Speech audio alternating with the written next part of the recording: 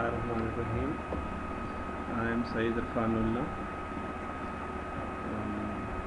I am assistant professor at Abbasi University, Peshawar, and working here at Frontier Law College as an assistant professor. One of your subject that is with me is the law of business organizations. So before going to the law of business organization, let's look that why we need this type of law. So of course, to regulate the rules and regulations for different type of businesses and to govern and to rule that how a business should run in a country. So in this course we are discussing the laws related to the businesses, that the laws which are governed, which governs the business, that how to deal with a business. So in by different names it is referred. Some of the books are terming it as the corporate law, and some are terming it as the business law, some are terming it as the company law. Of course that the laws, companies, country to the country are different, but the soul of this law is international, because a business organization is not working only within the country but outside the countries also. So the laws of business organizations require more attention to be designed, to be designated, to be passed out, and to be legalized from different statutory bodies. Because if one country passes a law which is against the interest of the other company, the country, so in that situation it will become very difficult for one business organization to rule and to contrast business related laws and rules and regulations. So that's why it is important for any of the country, while designing and designating the business organization laws related to the business organization or corporate laws or the company laws, to be very careful. So that's why we are terming that the international law is followed, and they are kept in mind that how to deal with the other countries also related to the business organizations. For example, if a company is working in one country and it also wants to start a business in another country, but the laws and the rules and regulation are in contrast to one another, then the company will not be able to follow. For example, if a company follows the law of one country that is in contrast to the other country, so the other law will be violated. So that's why it is required to bring a harmony in the business laws. So first see what is a corporate law, or what is a business law, or what is a company law. So a corporate law is a body of laws, rules, regulations and practices that governs the formation and operation of a corporation or company or a business. So it is a body of law that regulates the legal entities that exist to conduct a business. This is important, that how to conduct a business. So it regulates the laws and make it a legal entity that how to conduct a business. The law touches on both the rights and obligations of all the people involved in forming, owning, operating, and managing a corporation. So, if we look into this sentence, so how to make a company? This law governs this thing. How to own a company? This law governs this thing. How to operate this business, and how to manage a corporation or an organization. So the rules and regulations are defined related to the forming, owning, and operating and management. So what is a corporation? A corporation is a legal entity that exists to conduct a business. Very simple. It is a separate legal entity from the people who make it. A corporation can conduct business in its own name just like any person. For example, if there is like Diwan Organa Company, Allied Bank Limited, a big bank limited, Ali and Co, Ali Businesses, Ahmad Tea, say any name can be possible. So this corporation has a name and it makes a business by its name, just like a person. As a person can do a business, an organization can also make a business by its own name. So when a person owns a part of the corporation, their liabilities are limited to their ownership in the corporation. So if there is a person who is the owner of a corporation, so how much he will be the owner? It depends on the liabilities, that how much he has related to that corporation. He will be the owner till that. They can't lose more than their investment in corporation. We will discuss this point later on, because there are different types of corporation and organization. In every corporation and organization related to the owners have different modes, that how to be dealt with the investment and the owner. So we will discuss it later on also. There are the following major characteristics of a corporate law. Number one, legal personality. So a corporate owners pool their resources into a separate entity. That entity can use as an asset and sell them. Creditors can easily take the assets back. Instead, they form their own entity that acts on its own. So it is a legal personality. For example, you give a loan to some person, you can take it back.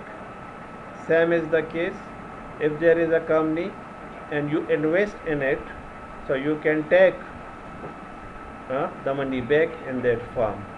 So this is the way how it deals as a separate entity and as a separate personality. Limited liabilities. So when our corporation gets sued, it's only our corporation assets that are on the line. So the plaintiff can go after the personal asset of the corporation owners. The corporation, limited by liability, allows owner to take a risk and deliver their investment. So again, a man who sue against a company cannot go to the personal assets, but there are different type of companies in which a man even can go to the personal assets, but limited by liability. In that type of we will discuss it later on. A man cannot go to the personal assets and entities. So transferable shares. So if an owner decides they no longer want to share in the corporation, so he can sell their shares. For example, if there is an owner and who wish to say that I am not interested anymore in this company or in corporation, the company uh, will not shut down, but he can just sell his own shares according to the market rate in the stock exchange or by other means. So in the stock exchange you can see on daily basis that the owners are selling and purchasing the shares of different and various companies. One is selling and the other is purchasing. These are the ownership who are selling and receiving it. But it doesn't affect the corporation and it will not have to shut down. Delegated management. It has a delegate because the corporation cannot run on its own. So there is a management required to run the organization. So there are two major terms those are used related to the organization. One is the board of directors and one is the officer. So corporate have defined structure and conduct their affair. There is a board of director and officer. These groups share and split decision making authority. Board members hire and monitor the officers. They also ratify their major decisions of the shareholders elect on the board. So the board of directors are not involved in the running of the business, but they are taking the major decision and tell the officer how to run this business. And the officers are the people who are running the organization on day-to-day operations of the company. Investors' ownership. There are different owners who are having their investment in the organization. Although he is not a member or a part to become an officer or to become the part of the board of directors, but he just inject his money and he becomes the owner of it. And in the terms of profit and loss, he is responsible and he will be given the term as a profit or the term as a loss. So an investor owner have a say in making decision for the corporation, but they don't directly run the company. There are different types of one is the major owner and one are the investor. Investors have also direct corporate profits, but they are not involved in any of the decisions related to the organization. Usually an owner has the decision making authority, but the investor doesn't have any type of the decision making authority because he is only interested in his money and his profit and in his loss. Why do corporate laws exist? So the laws and rules and regulations govern the corporation.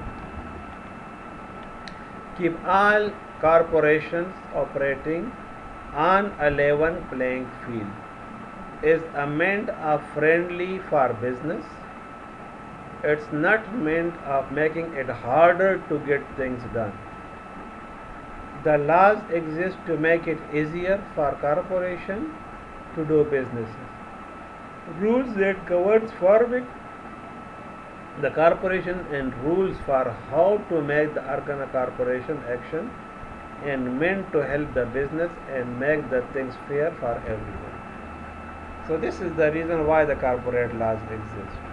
Because one company does a business with another one, by which rules they will in contact with one another, how they will deal with their employees, how they will deal with their investors, how the company will deal with the formation, how the board of directors can order and so how one director can communicate with another director, how the officer deals with another officer.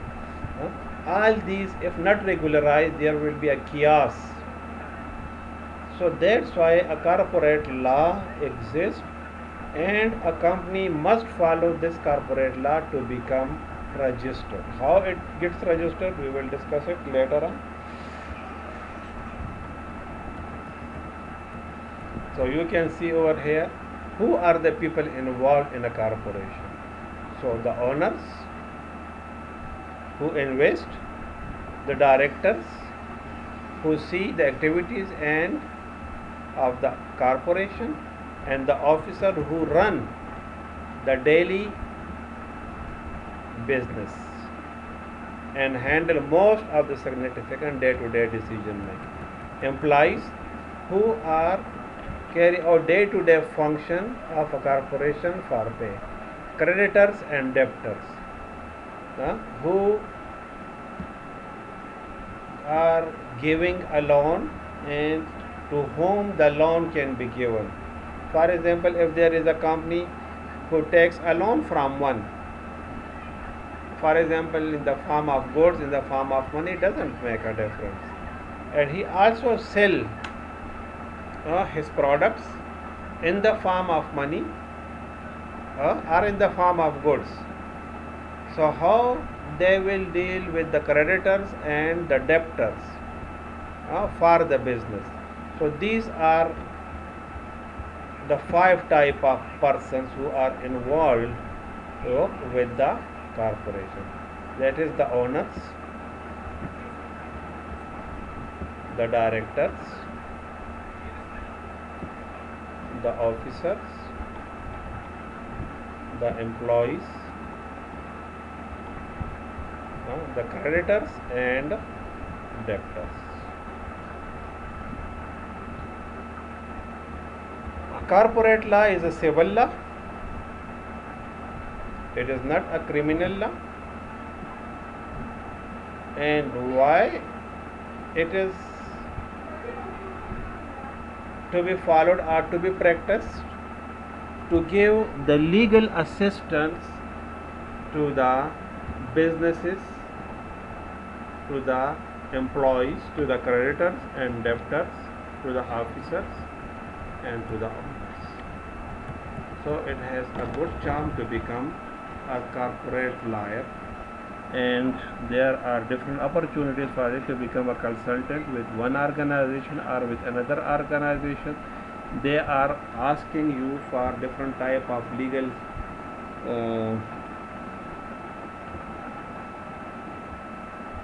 actions, and you are telling them how to act according to the law.